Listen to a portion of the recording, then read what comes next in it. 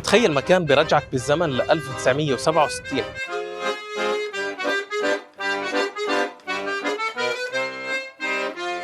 أول ما تفوت جوا الباخرة بتحس إنك فعلا رجعت بالزمن، كل تفصيلة فيها بتحكي عن الفخامة اللي كانت موجودة بهديك الحقبة من الزمن، من ممرات لغرف لصالات جلوس، كل إشي فيها لسه محافظ على روحه.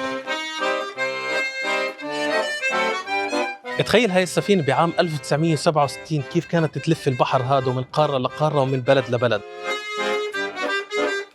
بالنهاية هاي السفينة موجودة حاليا في ميناء دبي. السفينة هاي صارت عبارة عن فندق الملكة إليزابيث، واليوم أنت صار بإمكانك كمان تحجز غرفة بهاي السفينة. وهيك اليوم كان مشوارنا فندق الملكة إليزابيث. بصراحة المشوار كان جدا ممتع وتجربة فعلا مختلفة.